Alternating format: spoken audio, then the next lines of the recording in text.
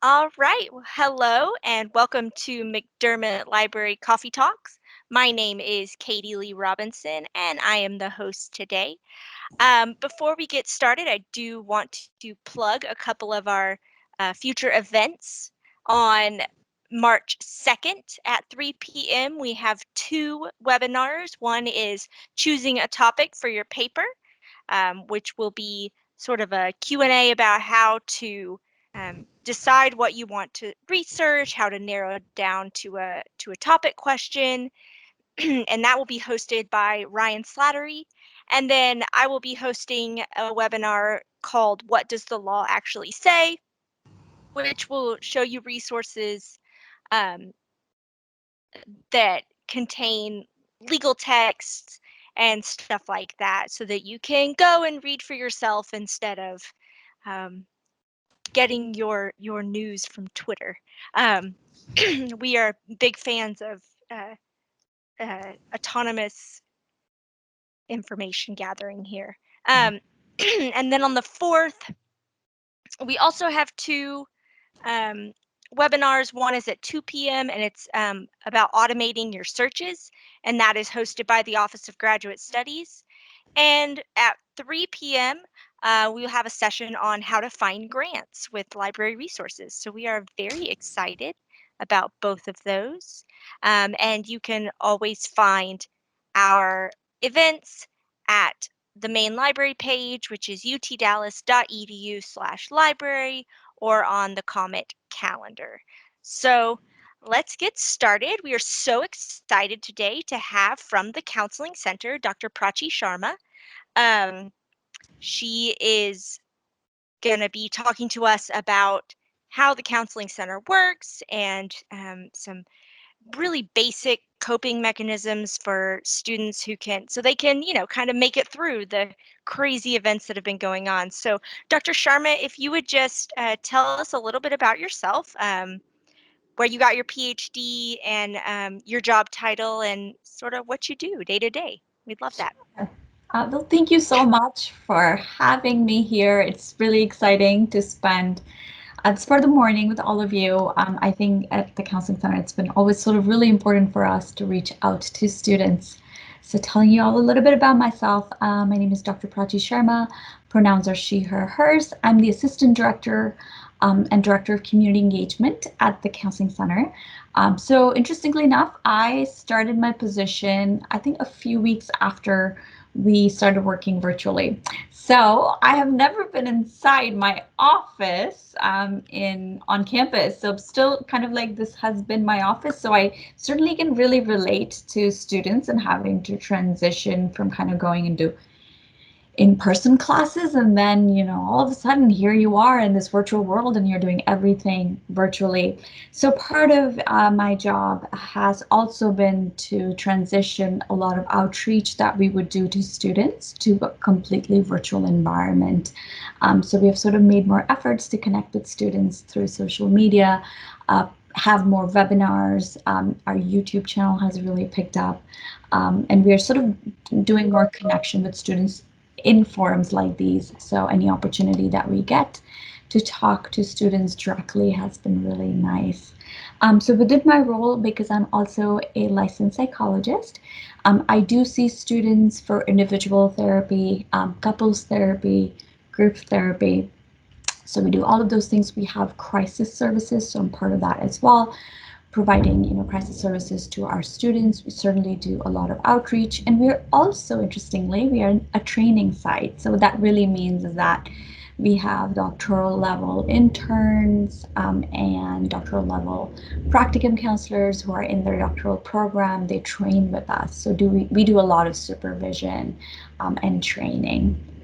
So those are sort of, larger within the umbrella of like my role within the SCC, but also an extension of that is that I, basically go and talk to the UTD community, but also beyond. So if we get any media requests or we're talking to folks in the community, I would certainly be kind of in that, a connection space with the Student Counseling Center and rest of the UTD community and general Dallas and Metroplex community as well.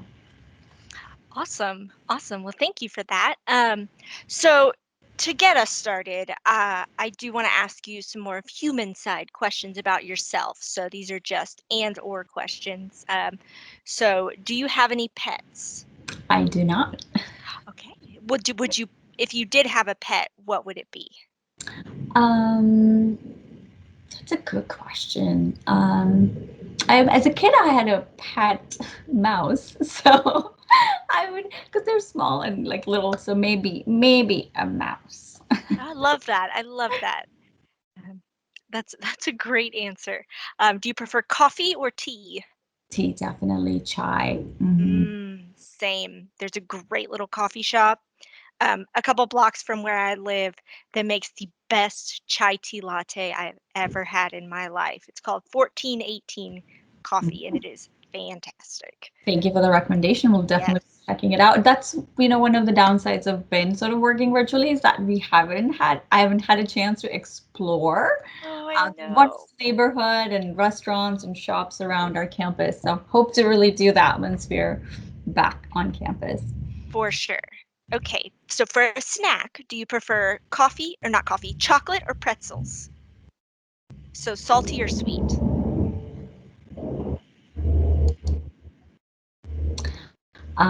Sweet for sure. Sweet for sure. Awesome. Mhm. An ebook or a physical book? Oh, both actually. I love reading. So Okay. whenever if I'm traveling and I don't want to carry something heavy with me, so then an ebook, but I also enjoy a physical book. So I would say both. Excellent. That's a great answer. And what is your favorite genre of book? I really enjoy sort of more cultural and local Okay. literature. So belonging to different countries. So really kind of getting more of an idea of local stories. I particularly enjoy short stories as well. So anything sort of, cultural and historical books are some of Excellent. my favorites. Awesome. Awesome. There's some really great bookstores here in Dallas that talk about, the local history and the local culture and stuff from different aspects of people who have lived here. And so I'm excited for things to go back to normal so you can go and visit those and learn and um, get a good idea of what we have to offer here in DFW. So, all right. Well, let's get into some real questions now. So, has the UT Dallas Student Counseling Center has it always been part of the campus? And to what department does it belong? So I believe so. I don't know exactly how many years old we are, but we've always been part of UTD campus. And we initially, when the Student Counseling Center started, it was a very small center with a few clinicians working full time. But now it has sort of expanded into, we have a pretty large staff at the moment. So we come under the student affairs umbrella, Okay. but we work very closely with other wellness services that are offered on campus. So we work very closely with the health center, the wellness center, our athletics department, our student rec. So there's a lot of sort of wellness focused services that are on campus. So we are generally under the umbrella of student affairs. Excellent, excellent. And who all is eligible for counseling services? So as long as students are enrolled in classes, they're eligible for our counseling services. Excellent. So, Over the summer, I think as long as students were enrolled in spring and are going to be enrolled in fall, then they also become eligible for our services. okay, excellent. And if a student has an urgent need to speak with someone, is there a crisis hotline, and how can students access this in an emergency? Yes, so there are a few different ways students can connect with us if they are needing urgent services or they're in crisis. So one of the ways that they can connect with us is through our email address. It's student counseling center. Sorry, it's counseling center at utdallas.edu. So they can email us directly, and our crisis hours, which are basically walk-in, they go all the other week from Monday through Friday from 10 a.m. to 4 p.m. So certainly, if we are open, students are welcome to connect with us directly. But in case that we are closed, for example, after 4 o'clock, or on weekends, or even any other time, if students, for some reason would not are not able to connect with us, we do have a 24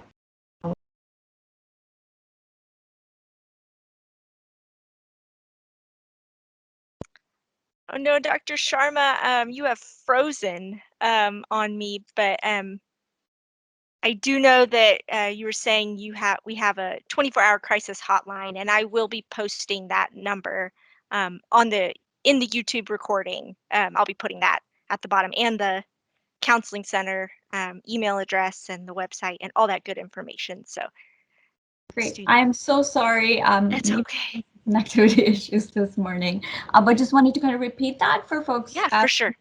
It's 972 UTD Talk. Okay, excellent. I'm jotting that down. I know I have it somewhere, but it's good to have it down so And that an I can post additional it. service that we wanted to let students know about as well, and this would only pertain to students who are out of state or in some other country apart from the United States. We are soon will be rolling out a set of services that students could sort of access. So that would be another space for students to get connected with a counselor. So you'll probably be hearing a little bit more about that in the upcoming weeks. Excellent. That is a wonderful service. I'm so glad about that. Um, so how are students billed for these counseling services? That's an excellent question. So there is no fee to access our services at the moment, and basically, students pay for these services through their fees. So there's no separate fee to connect with us. Um, so in terms of like what services can we offer, to kind of give a little bit of background on that, we do have individual therapy, like I talked about, couples therapy, group therapy, workshops. We have a psychiatry team, as well as we do assessments. So there are many different ways students can connect with us. And when students connect with us, then based on our conversation with them, we make treatment recommendations. So if they're wanting to see a psychiatrist, there is no extra fee for that. But in case one of our psychiatric providers, if they prescribe a medication, then there might be some additional cost to that. Of course. Of course. And we also, the only other fee that we have as part of our services is the assessment fee. So if students are needing some specific kind of assessment, then there might be some nominal fee to take those assessments. But otherwise, there is no other extra fee. So it's not that we need to go through your insurance or anything like that. Students can access us completely free. That's a wonderful resource. So with this pandemic and everything, kind of everyone sheltering in place, we've moved a lot to virtual appointments. I know I'm in phone sessions with my therapist instead of in-person sessions. But how are these different from each other? How have they sort of uh, how do they look different? Yeah. Sure. I think we have heard some good things and good feedback from our students so far. I think what has, really changed is that certainly we are not in the room with the students, so we are missing some of the body language, which is so important in forming connection, and, getting some feedback and being able to sort of really understand the visceral experience of students at times. Um, but the other benefits of being in virtual environment has been the flexibility, and a lot of our students have just sort of appreciated the accessibility part of it. That we can see students while they're at home or at times where they would normally not be able to access our services. So we can take early appointments or late afternoon appointments. We can really work with their work schedule or their school schedule. They can see a therapist in the comfort of their home. So that's been a really good benefit. And also, we thought running a group would be interesting, doing it virtually, but thankfully with Teams, we can have multiple windows at the same time. And it has kind of worked out really well. But we're also kind of keeping in mind that a lot of our students are reporting or feeling like this Zoom fatigue. So Mhm. being constantly on screen all the time. So with that, we've just had to kind of find some creative ways to get around it. Sometimes, students, if they're not able to engage, they can turn off their cameras. Um, or have that time maybe sort of designated for themselves, whether they can just sort of go to their car or go on a walk and still be able to talk to a therapist. So some of the flexibility around it has also been helpful. Another thing that normally we don't think about it, but when you're in a session with a therapist, just sort of students to be more mindful of reducing distractions as much as you can.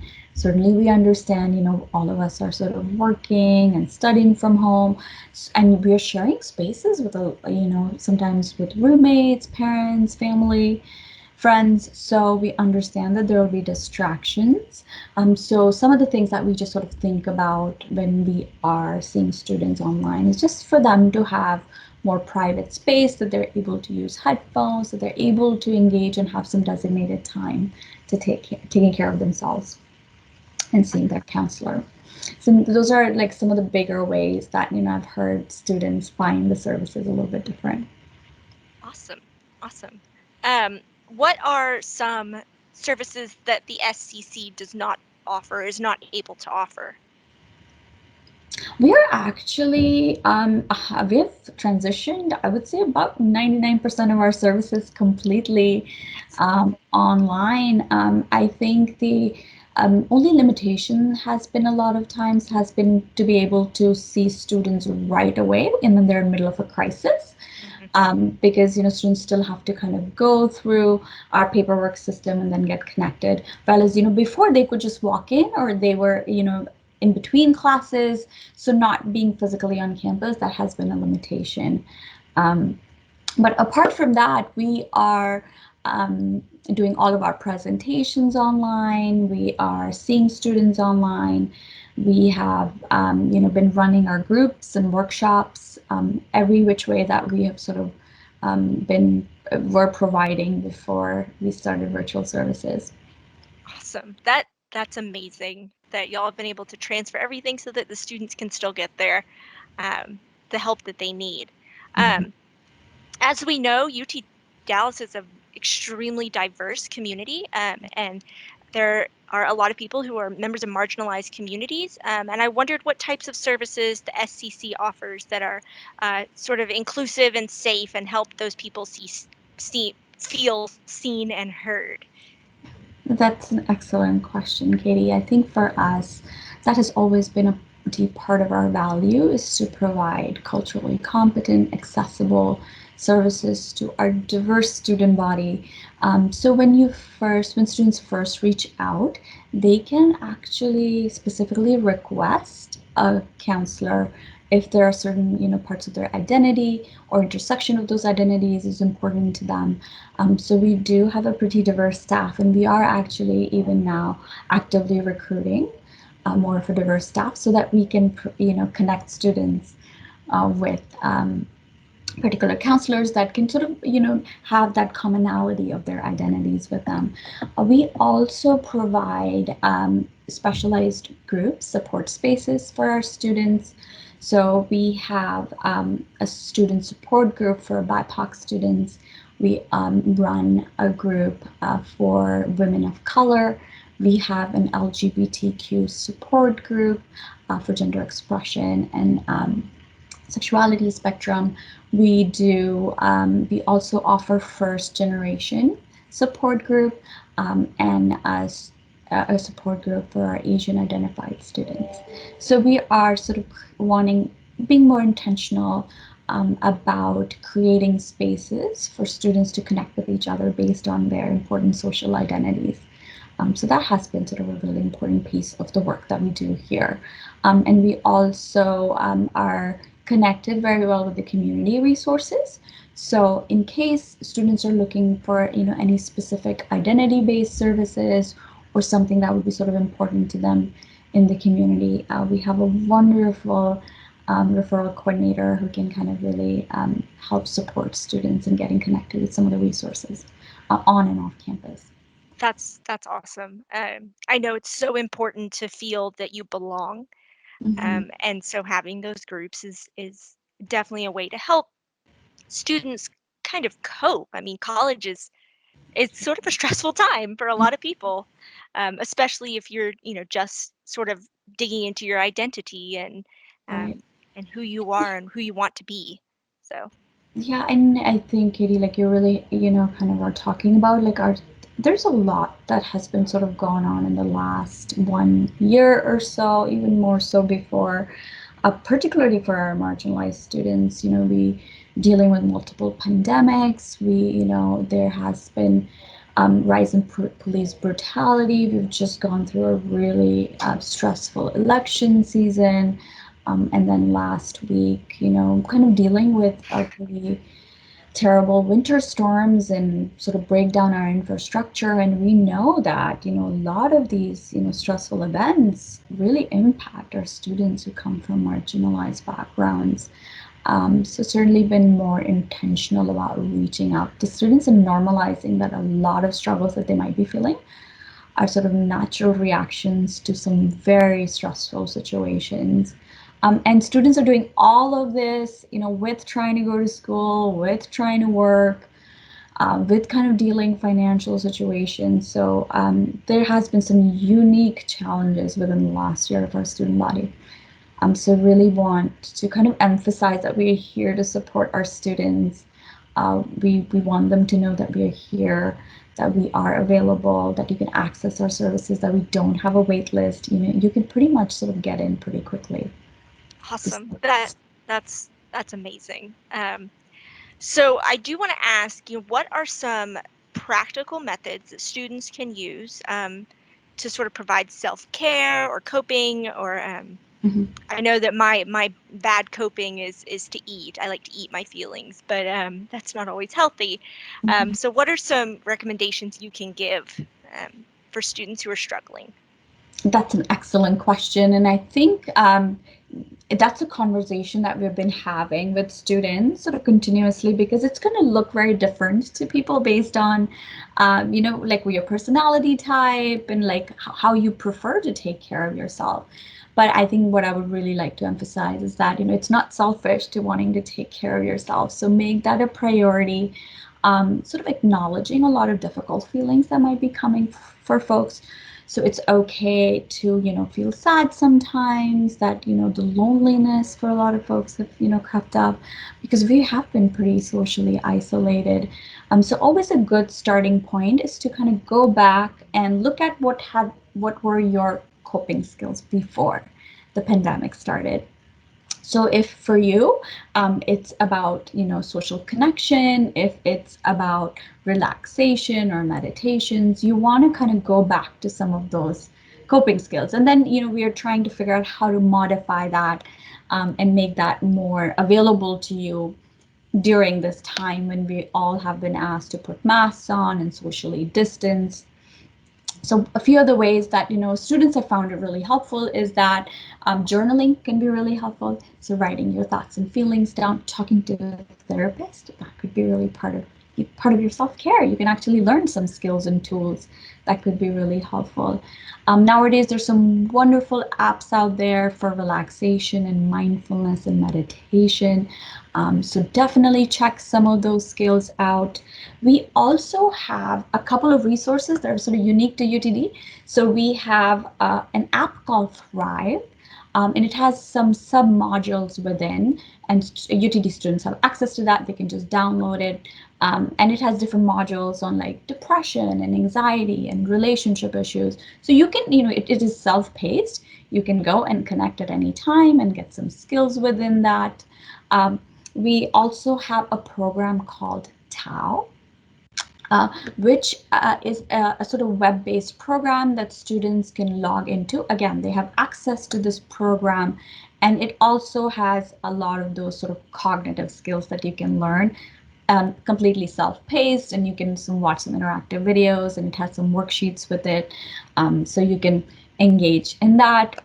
We also have webinars that we have put on our YouTube page. So if you just search like Student Counseling Center UTD YouTube page, or you can go to our website SCC UTD, then you can also find some of our videos that we've talked about. So in there, we've talked about nutrition, we've talked about sleep, we've talked about, social connection and things like that. So these are some of the skills you can kind of learn, and um, could be really helpful in terms of taking care of yourself.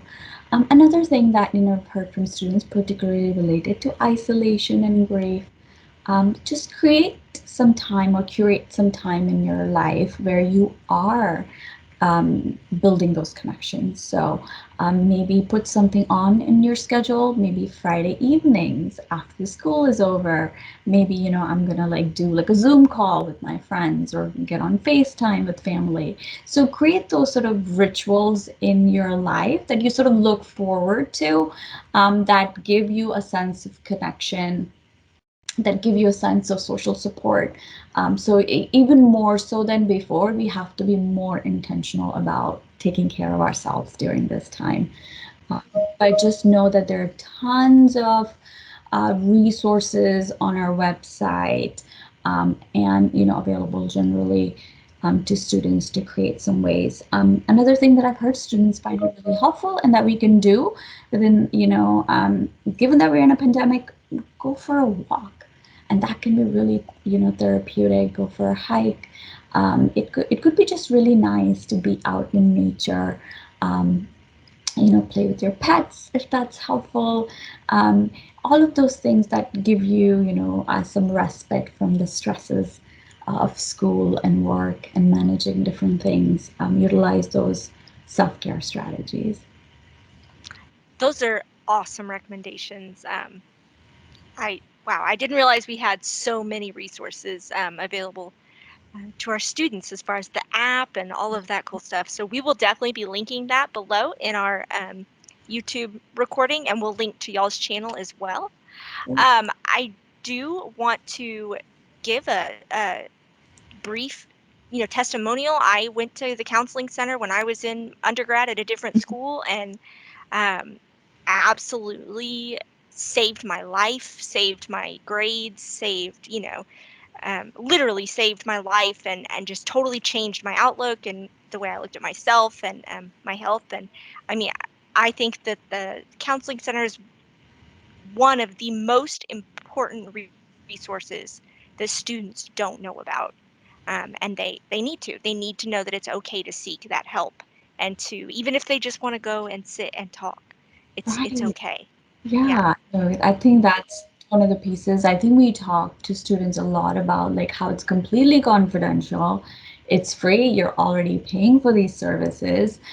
This is a stressful time in your life, and at least with our counselors, we get it. Like we get how balancing all of these things at the same time can either cause some stress, but it can also at times lead to depression and anxiety. So just being proactive about taking care of your mental health can set you up on a really good path for rest of your life if you get some like these solid blocks of skills at this age that can be really supportive later on in life too. It's the skills that could last a lifetime. So like I always tell students, why not? Like you're Yeah. here, it's virtual, so you can totally access it. You don't even have to think about driving somewhere or parking or having to navigate where's the building or where's the room. Here you are, you can just log on, and there's somebody who can sort of support you, and we can sort of really unique, can understand your unique situations, can support you in that. So yeah, thank you, for sharing that, Katie, because I think a lot of times sort of hearing personal stories can be really impactful too. Yeah. I mean, I feel like it's so important to be open, with, you know, that way students can see and go, oh, so I can get through this. I can move on from that. I did wonder, do you have any advice on creating a sort of a study space for oneself in their our sort of isolation bubbles that we have right now? If you had any advice on that. Tell me more a little bit about Katie. Like, what exactly are you looking for? It was Chris's question, so I'm gonna Prachi, let him. I can jump in here. We've been getting a lot of questions from students who rely on the library as a physical space to Mhm. study in, where their roommates aren't bothering them, and without that ability to physically remove and isolate, they are struggling to really get that study space that they need. And I'm thinking that there's maybe some ideas you could give them to help create that bubble within their bubble. Right, and that is a struggle that we hear, Chris. So I'm glad you sort of brought that up. Something that students a lot of times don't know about, but we do have Student Success Center, and they offer a lot of workshops on these, like, how to sort of shift to this virtual learning environment. It has been a shift for our students, certainly, because now everything is in your room. If you want to socialize, it's through a computer. You want to study, you want to work, you want to go to therapy, like everything's just through a screen. And then figuring out how to create spaces within your home to do all of those things can be extremely challenging. So certainly would encourage students to connect with the Student Success Center. They offer many good workshops, and they can find their schedule on their website. So just wanted to kind of give them a shout out here. Um, some of the tips that we talk to, particularly with students, is that I think having a schedule is really helpful, because a lot of times for many of the students, it has been now self-directed. So we are not getting the structure of like a proper school week, where you go to school, you attend classes. So see if, you can build in some times and give it as much structure as you can, with sort of understanding that there is some sense of flexibility within. And then, communicate your needs with people you're sharing spaces with.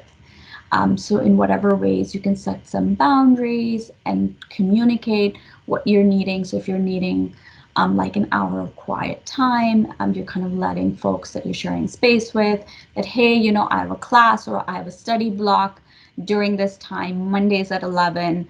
I would like for the space to be quiet.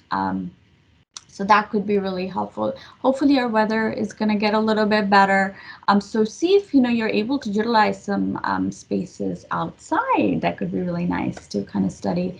Some of our students who really don't have a quiet space have been, sometimes studying in their car, or closet too. I've seen that too. There's a lot of times like not a lot of quiet space. So having to get more creative, get good sets of headphones. That could be really helpful too. If you can get some noise cancellation ones, that's perfect. But if not, like just some headphones. That way you can, minimize distractions as you can. And also, it's absolutely all right to study in smaller chunks. So sometimes, not putting a lot of pressure on yourself to have to get through a full hour of studying, and that's fine. If you can get 15 minutes and if it feels that productive, then you do that. So like really kind of creating spaces. If you're a morning person, create some time in the morning if that's going to be the quietest time, or at night.